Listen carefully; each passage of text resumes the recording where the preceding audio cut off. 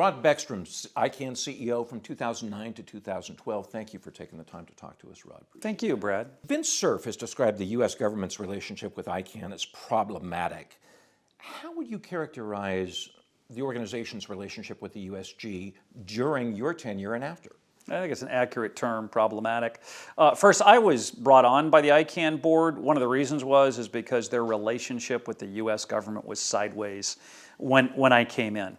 And Peter didn't get sideways, Rod. What I mean sideways is there have been some very unsuccessful hearings of ICANN. I mean, most of the congressional hearings are pretty negative anyway, particularly with respect to ICANN, and there were some performances that just weren't that good, and there were serious doubts about the organization inside the U.S. government, and it had sort of lost its luster.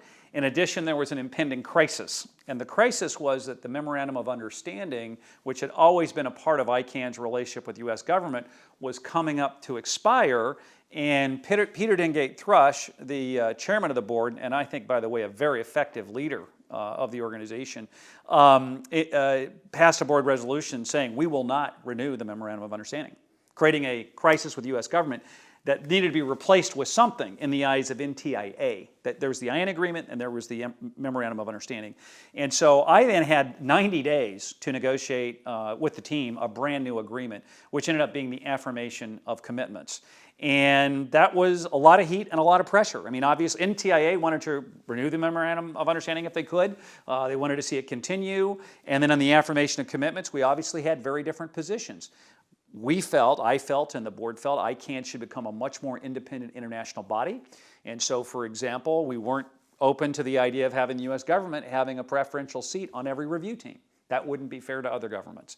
And in the end, we got an affirmation of commitments with different review teams, and the U.S. government had one seat on one of those review teams.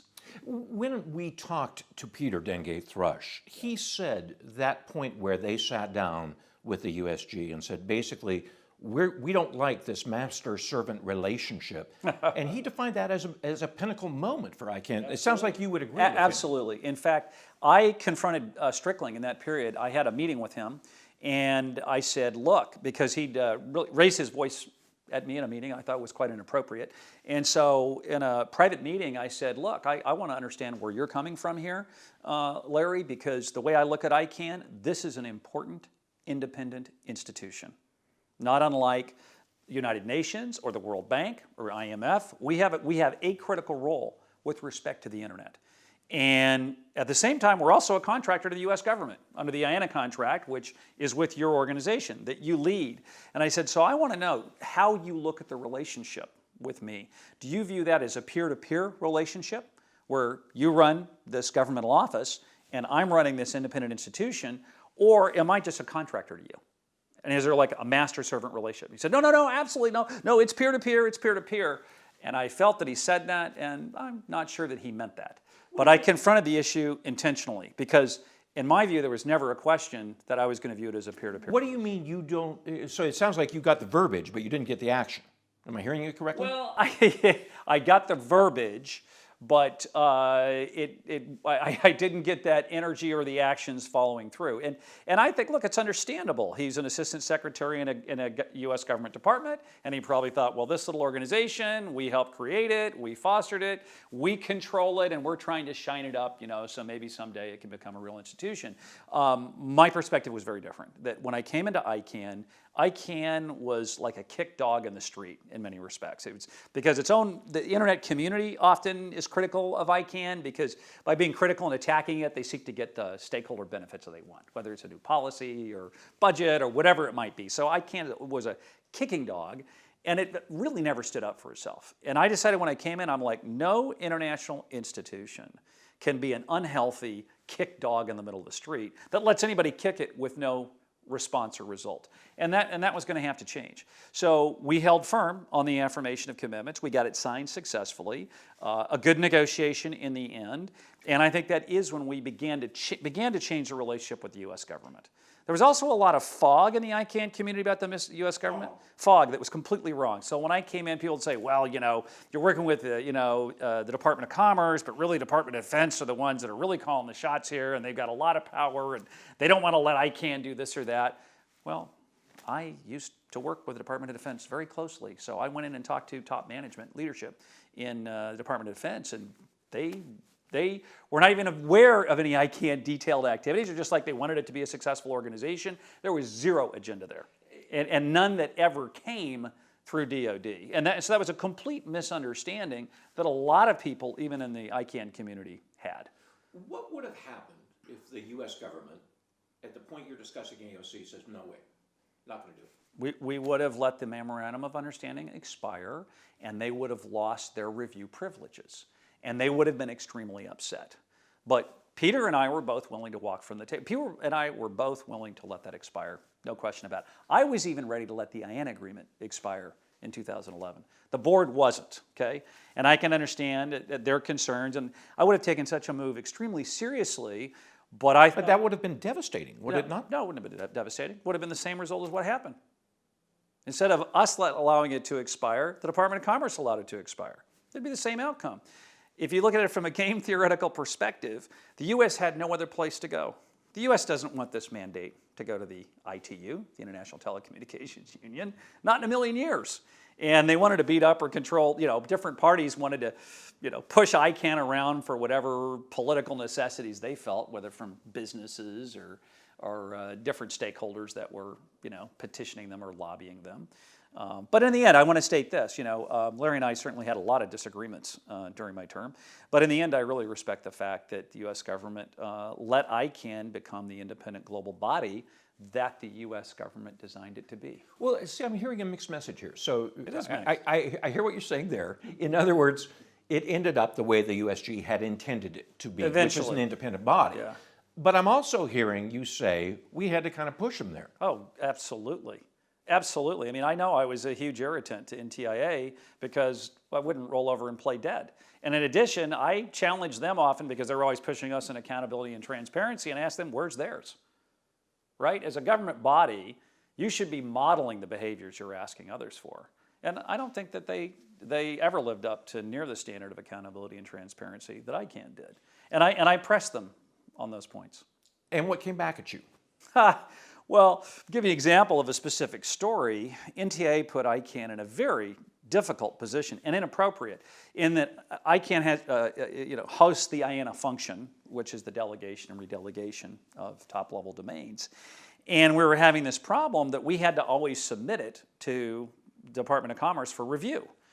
And we would go through our IANA processing on a fairly clear schedule and openly communicate that with the party that was either asking for a new TLD or whether it was an IDN or redelegation of a CCTLD. But we were totally transparent. But then as soon as we handed it over to Commerce, they said, you can't tell anyone anything. You can't say if we're looking at it, how long we're looking at it. And we were getting delays of up to 2 months and longer. And it was embarrassing. And you have these parties saying, what are you doing? Why are you so incompetent? And the response was from NTA was, you may not tell them that we're taking all this time. So I'm like, hang on, you're asking us to be accountable and transparent, and we're supposed to help you hide the fact that it's taking your bureaucracy 8 weeks to do, I don't know, not very much, review basically the work that we've done. So it sounds like an institutional self-protectionism. Totally. Totally. So there was a lot of that going on. And so, I called them on that and I said, look, it's, this isn't right.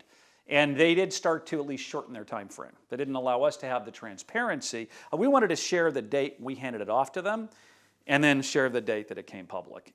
And they said, you're risking the IANA contract if you do that. And I think, of course, that's silly. It's ridiculous. It's kind of brutish. So we put the pressure on, and I told them, I said, look, the world wants to know what you're doing in your review of the delegation, because they suspect there's some collusion or political process. And I told the world many times, and I'll say it here again on video and for posterity, the U.S. government never asked me one single time as a CEO of ICANN to change a delegation or change anything for based on some. Yeah, there was a lot of suspicion internationally Yeah. that the Totally. USG was pulling strings behind the scenes. Totally. And yet it sounds like the USG was, if we take your scenario, it sounds like the USG is working against its own interests in refuting that by lacking this accountability. And Absolutely. They did not, I don't think they lived up to 10% of the accountability and transparency that ICANN did. And, there's a word for that. And that's, you can call it not being incongruent, you can call it hypocrisy. But we worked through all those things. And as I'm going to say, during Peter's term, Peter and I worked together very strongly, and we were willing to negotiate a strong hand. When Peter left, I didn't have the same strength in the negotiation hand that I could bring forward. And so the ANA negotiation that happened later was essentially a continuation of earlier ANA agreements with some improvements, and I was told point blank, get it done, and get it done for the longest period of time possible, which I thought, why are we trying to get the longest period of time possible? That's suggesting a position of weakness, and yet that was the explicit directions of the board, and we did. We've been talking about the executive branch of the USG. Let's switch over to the legislative branch. Yes.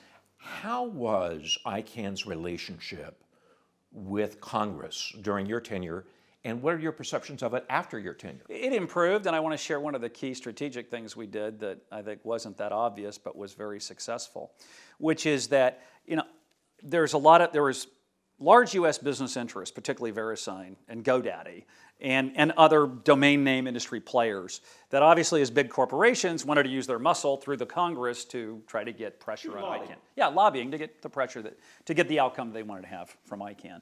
And I was aware of this, and I was highly averse to it, or highly opposed to it, because our job as ICANN is to take care of the global users of the internet. And the other thing is, even though they were these viewed as huge companies in the domain name industry, as multi-billion-dollar companies, they're tiny companies in the world. They're peanut companies. VeriSign had a $4 billion value at the time. GoDaddy sold for $1 billion or $2 billion. I mean, these are tiny compared to the global economy and the billions of internet users. And so I always viewed my job as seeking to weaken their position or balance it in the community with competition, which gets back to Congress. So Congress, of course, is going to respond to whoever's lobbying them. We improved our relationships. The key strategic move we made is as soon as Congress wanted to have hearings on ICANN, they wanted me to appear as the expert. I didn't. And the reason was extremely deliberate, which is that I'd had a lot of press coverage on me and my career in the past, and I knew that if I sat in the room, including as director of the National Cybersecurity, that if I sat in a congressional hearing, that every top journalism outlet in the country was likely to be there, and that if I wasn't there, a lot of them wouldn't be there. So I sent someone who did a fantastic job, Kurt Pritz, who knew the inside and out of the new GTLD program. And so I never testified to Congress while I was CEO. But I remember that hearing, and Kurt took some hits.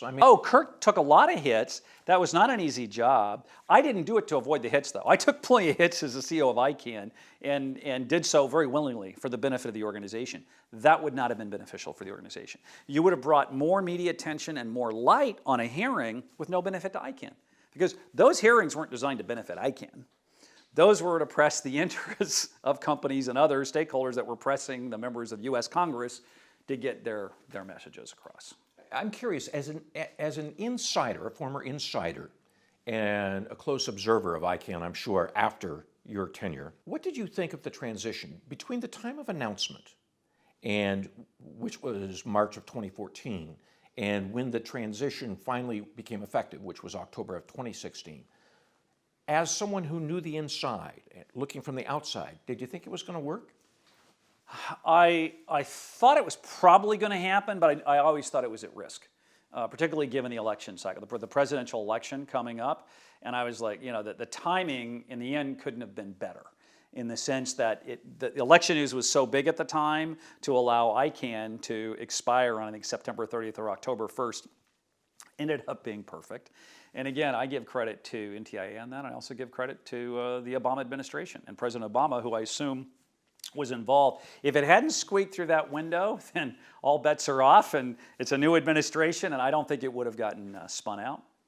When I'm hearing you talk, I'm sensing an almost love-hate relationship with the U.S. government. Well, no, look, I worked in the U.S. government. I have a lot of friends in the U.S. government. From an ICANN perspective. Even had a few enemies. From the ICANN perspective, absolutely mixed. For example, I had great support from the White House while I was there. And so an example is Howard Schmidt, who was the cyber coordinator for the White House. And we didn't have a lot of interaction with the White House, but when I was concerned about things such as pressure coming on ICANN, such as to do domain name takedowns and things we don't do, it's against our policies and the IETF standards, But I could always call him and get support. And then I was really surprised. I called him when I decided, and the board decided, not to renew my contract in August of 2011.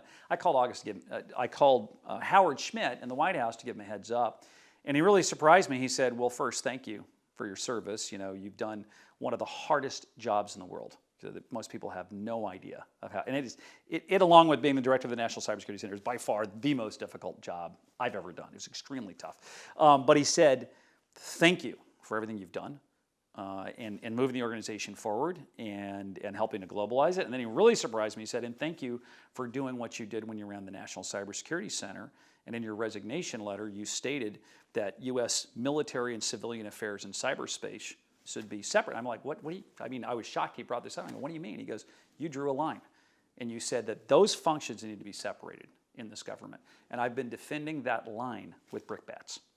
And so I never expected to hear those incredibly kind, respectful comments from Howard Schmidt, much less to hear that he'd taken what I had proposed and helped to defend it. But so, yeah, absolutely. NTA was irritating very often because I felt they were really looking out for, special interests. And I felt they were criticizing the organization more than they needed to, and in a way to keep it weak so they could feel like they were in control. But at the end of the day, again, I got to give them credit. It happened. Would it have happened without Strickling? That's a really good question. I think that the great benefit that Strickling brought to it was his positive relationship with President Obama. He'd worked on the campaign in Chicago. He was from the Chicago Democratic, political network, and I'd always heard that he had a good ear. And by the way, that's also why I hired Jamie Hedlund as the VP of Government Affairs in D.C., because he was not only a great government affairs person and a terrific human being, but had a very good relationship with Larry Strickling. So I think that Strickling, in many ways, was the right man for the hour. And in the end, again, it executed. I think the U.S. government would have done it eventually. And I do also want to say here, it's important to back up and give the U.S. government credit for what very few nations on earth would ever have done.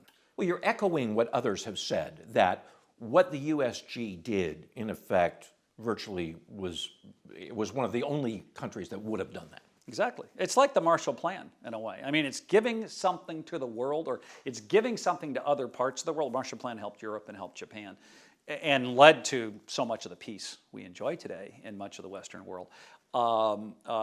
It was a tremendously principled and magnanimous act.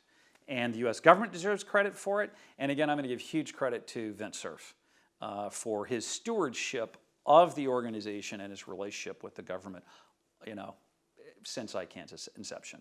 Rod, give me a little self-reflection here. During your 3-year term as CEO, in the context of the relationship with the U.S. government, is there anything you wish you had done differently? No, nothing. Look, as human beings, whatever we've done, we can always do better. So I'm not for a second going to say that I couldn't have done something better. But when I reflect back on it, no, I think that we played the strategy well. I think we played it incredibly effectively. For example, even when we encouraged NTIA to request public comment on IANA, or maybe it was their own idea, but we supported it, we went out and got China and Russia and other governments around the world to submit their opinions. And I heard that, some people in NTIA were upset, how dare I go out and ask other governments to, and it's like, well, no, you asked the global community. Those governments are part of the community, as you know, through the important GAC. No, there's no cards I'd play differently. I would like to have played the IANA negotiations more bluntly and directly, but if I look back at it, the end result happened, so I'm very happy. And I don't think that having a lot more negotiation cards there would have changed a lot at that time. Even though I did think there was a chance we could get the glide path to independence set up even earlier. So we might have missed a few years, but one thing I always told the board, and I do want to share, there's a couple of things that are really important. When I got elected, I told them that the most important word I was going to use in the organization, that was new from what I could tell, is a very short word and a very clear word that only has 2 letters, and the word is no. The ICANN was trying to do too much as a tiny organization and trying to please everyone all the time, and as a result wasn't pleasing a lot of people a lot of the time. And to get the execution of the organization, including new GTLDs and IDNs and DNSA, to get that in alignment with the activity of the board, and the board is a legislative body, right, was happy to create paperwork, you know, and create more actions, but the organization needed to actually execute them, which is another reason that I was brought in, is I was the first sort of private sector CEO that was brought in. The other people were technical experts and policy experts, and I was the first CEO. And then Fadi is also an experienced CEO, and so is Goran. So that was kind of a new experiment for the organization, and I think it was needed because of just where the organization had evolved to. What was the next step? It was the next step. But so saying no was necessary, and I had to say it a lot. That was to get the productivity out of the organization that we got, and our ability then to execute and get new GTLDs done, which was brutally difficult, and especially with the U.S. government, because there was a lot of powers in the U.S. government that did not want that program launched. I didn't care, to be candid. I thought it was all, you know, misunderstanding of, first, it was approved by the global community and the policy organs of ICANN.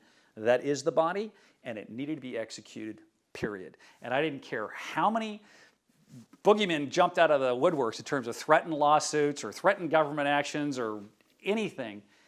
That program needed to be executed, and by the way, for geopolitical reasons, because there needed to be, the only U.S. companies totally dominated the GTLD, the generic TLDs as we call them, and there was just almost no foreign activity. And it was important that other countries have the same opportunity, and that the internet users get to have, you know, new GTLDs in their IDN in their own domestic scripts, as well as in English language. So I did it for geopolitical reasons, and again to help rebalance the organization.